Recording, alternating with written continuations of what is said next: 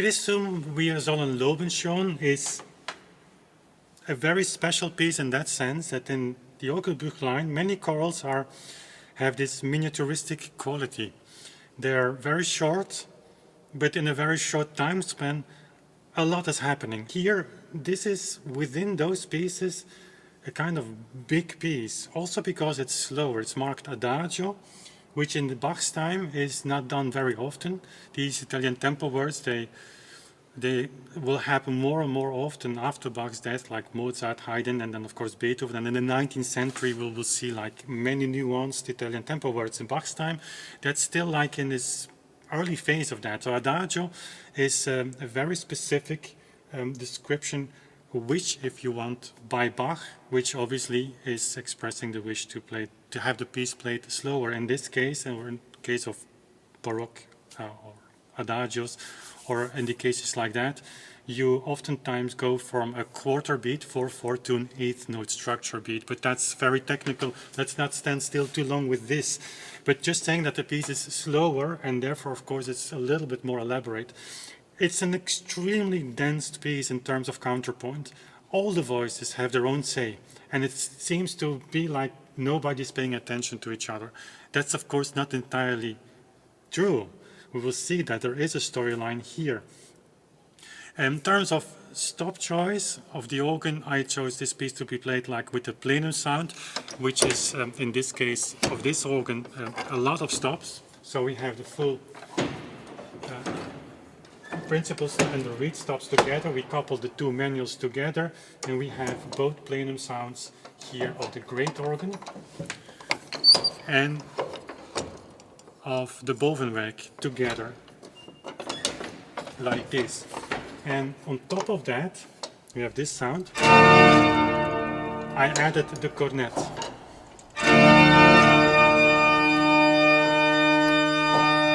Which is a very special stop on this organ, which is meant in Bach's time to accompany, of course, choral melodies, also for congregational singing. So imagine 1,000 people singing one melody, then the organ needs to sound like a little bit stronger to really support that, and the cornet is a perfect stop to do that.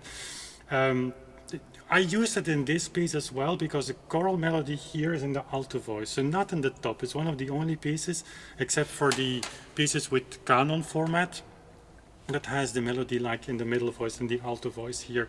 And the cornet, even though sometimes the lines, because the cornet stops here at the middle C, goes beyond that, you don't really hear that because of the massive sound, obviously. This is also a piece that has a very strong character, in the sense that every piece, of course, has a character, but a strong character in the sense that it's like, this is no joke, this piece. Like this piece tells you, humanity, like, you better follow, because this is really important. The beginning already, just the two. And then the first note, the B flat. So we start with this chord, so to say.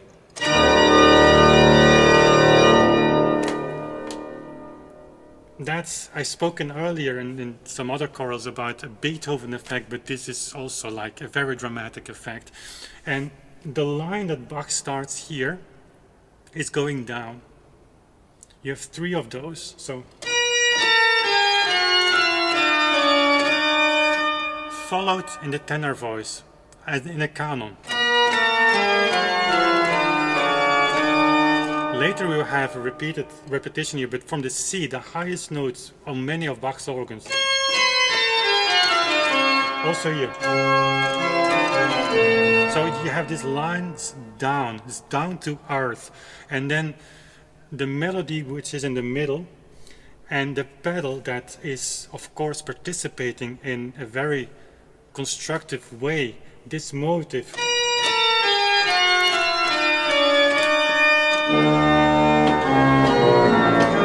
So this motive of four notes that Bach in these first lines repeats, so 2 times, you have the entire piece filled with that, and the pedal emphasizes each time these patterns of 4 notes.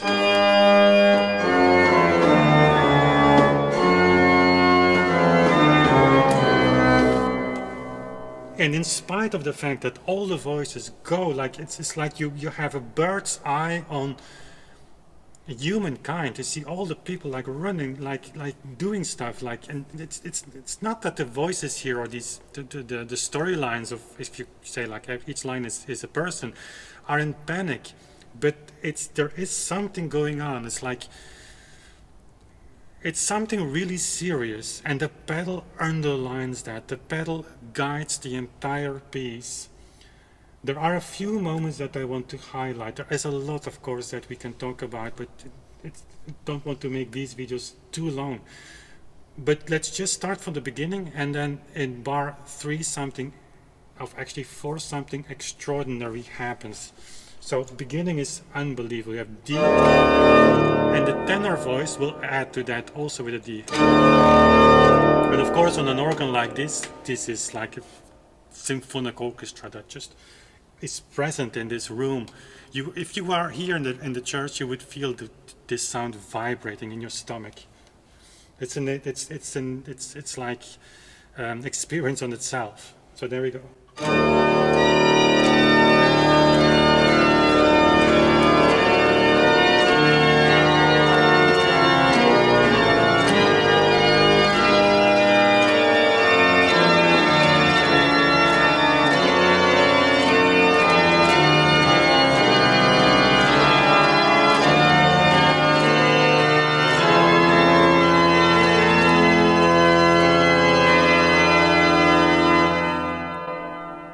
Bach ends here in the dominant of A minor, which is not so surprising.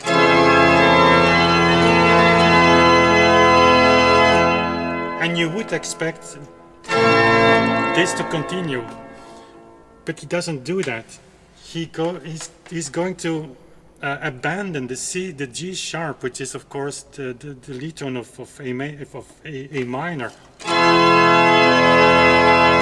He's going to lower that to a G natural.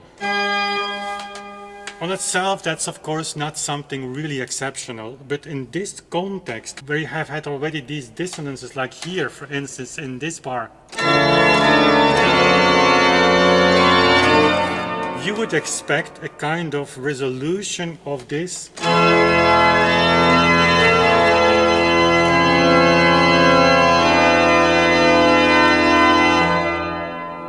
But he doesn't do that. And he does several things that really takes us by surprise. He continues in this way.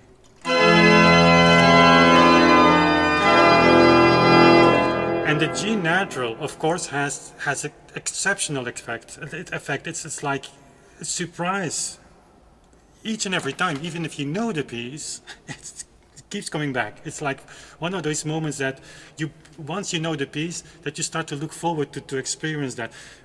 But the real effect, what really underlines this effect, is that the pedal goes 1 octave down.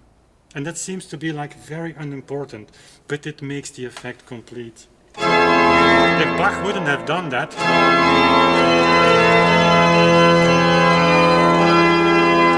that already would have been huge, but now with the octave jump.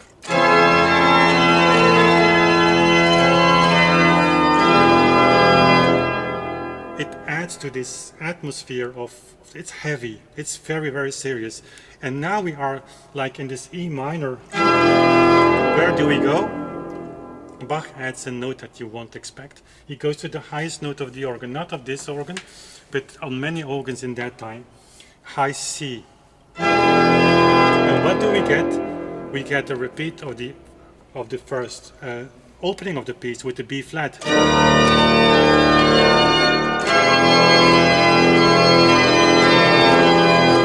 And the pedal is going to join, but only after going back 1 octave. It's a lot of going down and up and this and that, but the effect is like created by these very simple on paper, but very effectful, compositorial additions done at the right time. That's always the same. When these things are simple, but need to be done at the right time and then have an extraordinary effect.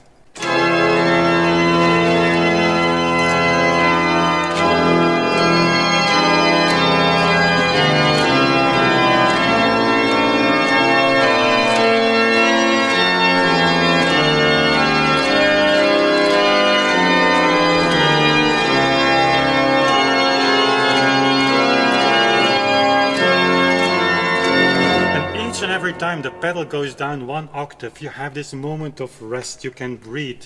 It's in a way unbelievable how the pedal in this piece really binds everything together. Like for instance here.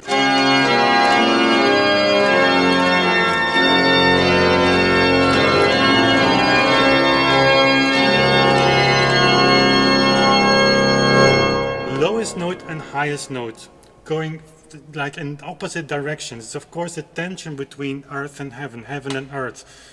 I mean, God is sending his son to earth, you know, from high to low. We are calling for him from low to high, and this is like this tension is like written out in notes.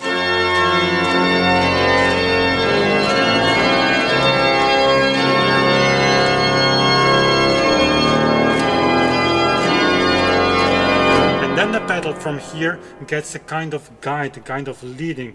It drives the entire piece forward. You can listen to the recording.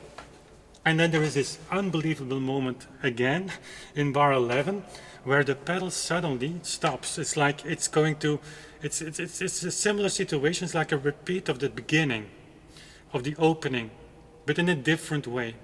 Bach again goes from the B flat down. The tenor voice now is going to repeat that earlier, so more direct. In the first bar we had it only on the third beat. Now in the second beat, not in the first beat already, the tenor starts to imitate the soprano. So this feeling of these ascending lines, this tension is going to be increased. It's going to be more dense. But then the pedal stops on the D and creates this organ point, like this island of rest. And on that moment, where everything goes down, the pedal goes also again one octave down. And it does it for a very specific reason. It's going to participate with the melody. From that moment on, for a few bars, the pedal is going to sing the melody in canon. And from these rhythmical patterns, and we're going to listen to that, you get this increasing tension, like this drive forward in this very slow piece that will bring us to another magical moment in bar 14. But first this one, let's experience that.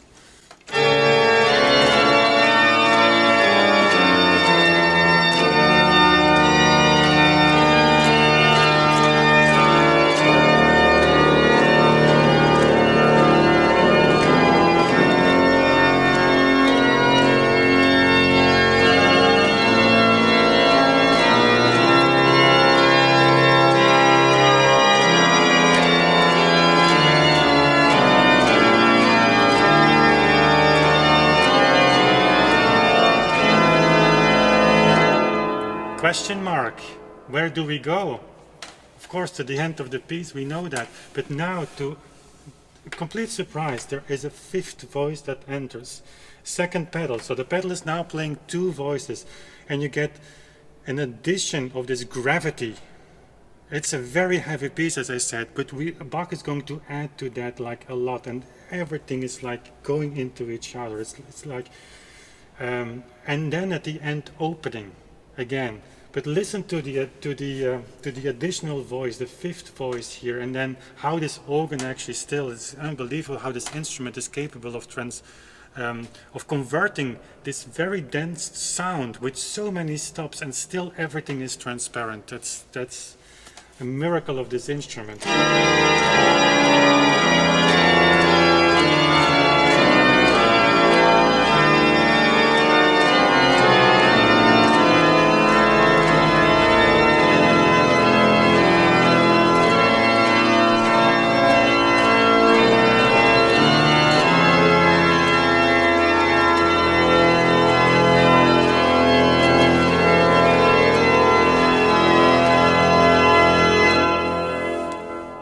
Also very nice, and if you know it, you're going to pay attention to that. The melody stops in 2 bars before, and around that E, that's the moment where the fifth voice, the second pedal voice is entering. It's going to have this effect on the other voices that still are like running around and having their say and talking and whatever, but they're going to slow down. The pedal, of course, again the first, again in an octave format, and all the rest is going to follow. the piece is like silently dying, in fact, and dying in a good way, like coming to a closure.